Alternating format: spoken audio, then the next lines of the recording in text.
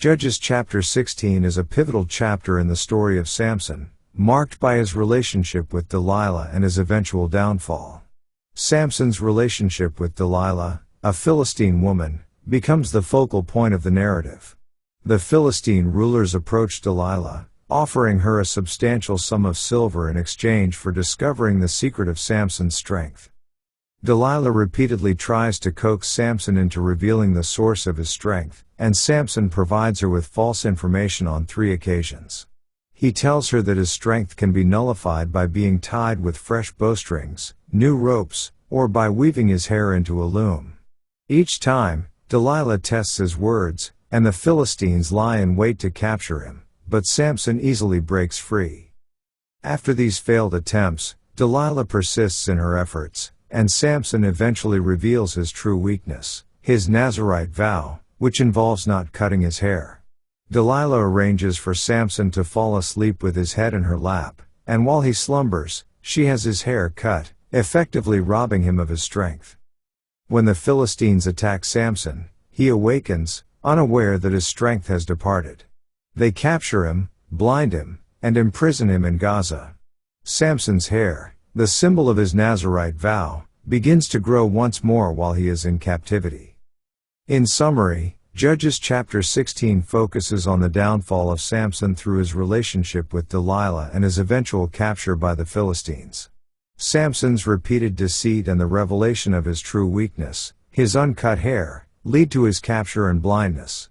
This chapter sets the stage for the dramatic events that will follow as Samson seeks one final act of vengeance against the Philistines. Let's now read Judges chapter 16. Then went Samson to Gaza, and saw there an harlot, and went in unto her. And it was told the Gazites, saying, Samson is come hither. And they compassed him in, and laid wait for him all night in the gate of the city, and were quiet all the night, saying, In the morning, when it is day, we shall kill him. And Samson lay till midnight, and arose at midnight, and took the doors of the gate of the city, and the 2 posts, and went away with them, bar and all, and put them upon his shoulders, and carried them up to the top of an hill that is before Hebron. And it came to pass afterward, that he loved a woman in the valley of Sorek, whose name was Delilah.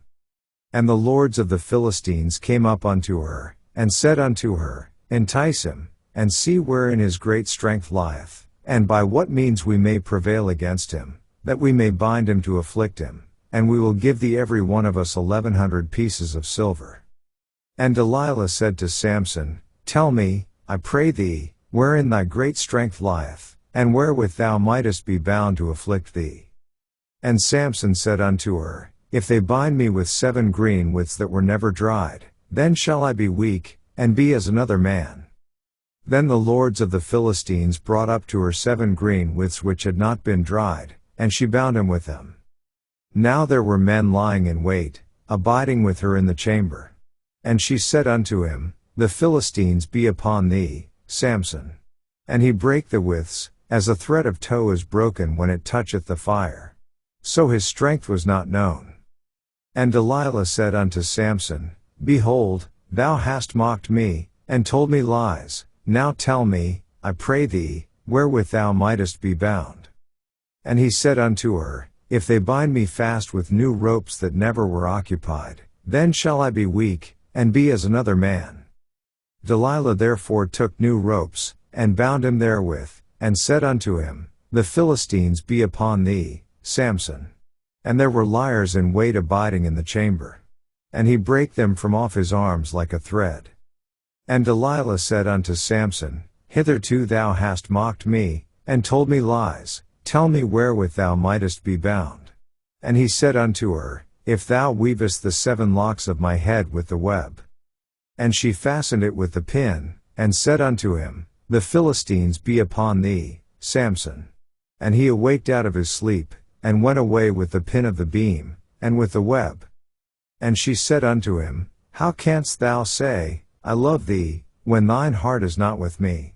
Thou hast mocked me these 3 times, and hast not told me wherein thy great strength lieth. And it came to pass, when she pressed him daily with her words, and urged him, so that his soul was vexed unto death, that he told her all his heart, and said unto her, There hath not come a razor upon mine head, for I have been a Nazarite unto God from my mother's womb. If I be shaven, then my strength will go from me, and I shall become weak, and be like any other man.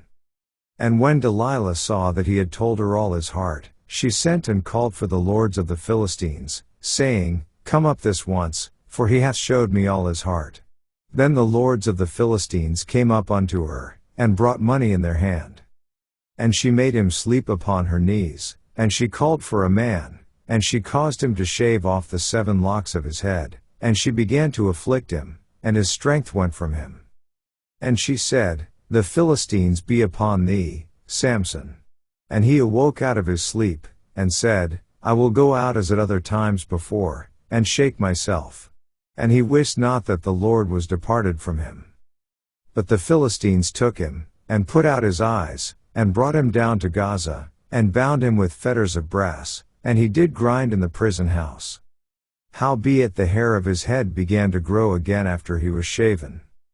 Then the lords of the Philistines gathered them together for to offer a great sacrifice unto Dagon their god, and to rejoice, for they said, Our God hath delivered Samson our enemy into our hand.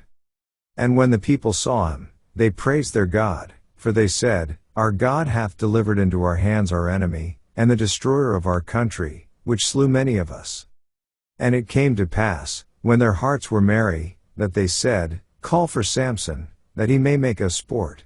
And they called for Samson out of the prison house, and he made them sport, and they set him between the pillars.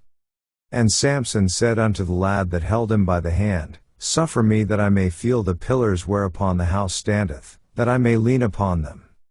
Now the house was full of men and women, and all the lords of the Philistines were there, and there were upon the roof about 3,000 men and women, that beheld while Samson made sport. And Samson called unto the Lord, and said, O Lord God, remember me, I pray thee, and strengthen me, I pray thee, only this once, O God, that I may be at once avenged of the Philistines for my 2 eyes. And Samson took hold of the 2 middle pillars upon which the house stood, and on which it was borne up, of the one with his right hand, and of the other with his left. And Samson said, Let me die with the Philistines.